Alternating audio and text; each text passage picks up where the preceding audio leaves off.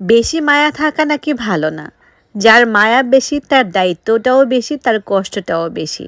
আর যার মায়া কম তার কোনো দায়িত্বও নেই, দায়বদ্ধতাও নেই, কষ্টও নেই। হ্যালো, আসসালামু আলাইকুম এভরিওয়ান।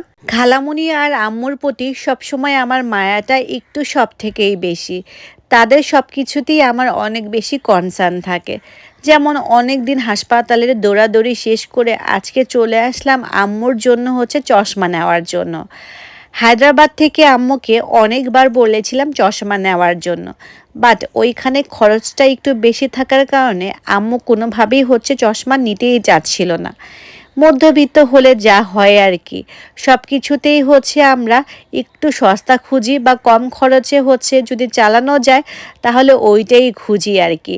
যাই হোক, আমরা চশমার অর্ডারটা ওখানে দিয়ে আসার পর তারপরে চলে আসলাম আমার নেক্সট দায়িত্বতে। অনেক দিন ধরেই খালামণিকে নিয়েও হাসপাতালে দৌড়াদৌড়ি করছিলাম। খালামণির বেশ কিছুদিন ধরেই হচ্ছে গ্যাস্ট্রিকের প্রবলেমটা একটু বেশি বেড়ে যাচ্ছিল। তার কারণে কয়েকদিন ডাক্তারের পিছনে ছুটাছুটি করে সব কিছু কমপ্লিট করলাম। আলহামদুলিল্লাহ, সে এখন ভালো আছে। চিন্তা করলাম যেহেতু অনেক দিন পর হচ্ছে ঢাকায় আসছে, আবার কবে না কবে আসে, তাহলে কেননা একটা ডায়াবেটিসের ডক্টরও দেখিয়ে দিই। ডাক্তার না আসার কারণে সেদিন হচ্ছে আমরা বাসায় চলে যাই। দেন চলে আসি নেক্সট দিনে। আজকে হচ্ছে আম্মু চশমা দেওয়ার দিন। তো আমরা হচ্ছে সবার প্রথমেই হচ্ছে চশমার দোকানে চলে আসি।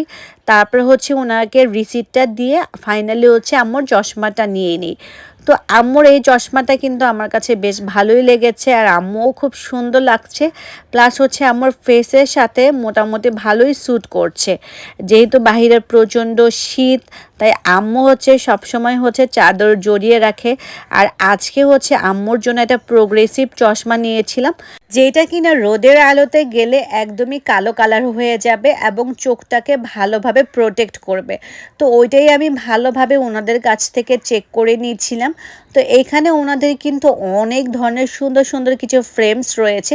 সো তোমরা যারা মহাখালীর আশেপাশে থাকো তারা কিন্তু এই আইডিয়াল অপটিক্সে আসতে পারো।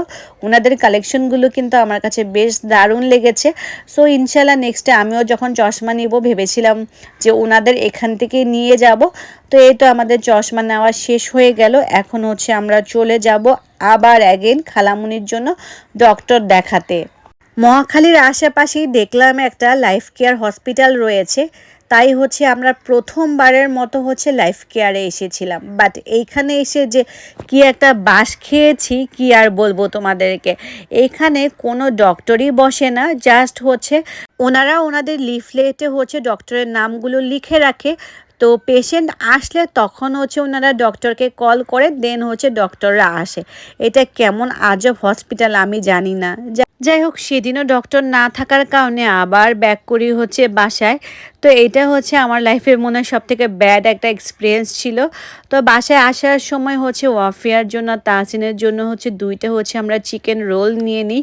তো আস্তে আস্তে হচ্ছে এই চিকেন রোলগুলো হচ্ছে ঠান্ডা হয়ে গিয়েছিল, তাই আমি ওভেনে হচ্ছে এটাকে আবার অ্যাগেন হচ্ছে একটু রিহিট করে নিচ্ছিলাম। যারা হচ্ছে তোমরা মহাখালীর আশেপাশে থাকো তাদেরকে আমি সাজেস্ট করব যে ভুলেও কখনো হচ্ছে লাইফ কেয়ারে যাবে না, তাহলে তোমার লাইফের সবথেকে ওর্স্ট ডিসিশন হবে, প্লাস হচ্ছে তোমার সময় এবং টাকা দুইটাই বরবাদ হবে। যাই হোক, আজকের ব্লগটা আর বেশি লং করব না। তো আজকের ব্লগটা এখানেই শেষ করব আমি তোমাদের সাথে। নেক্সট ব্লগে আবার দেখা হয়ে যাবে। সে পর্যন্ত সবাই ভালো থাকবে, সুস্থ থাকবে। আর ওয়েট যেতে যেতে কিন্তু অবশ্যই আমার চ্যানেলটিকে সাবস্ক্রাইব করে লাইক শেয়ার কমেন্ট করতে ভুলবে না। আল্লাহ হাফেজ।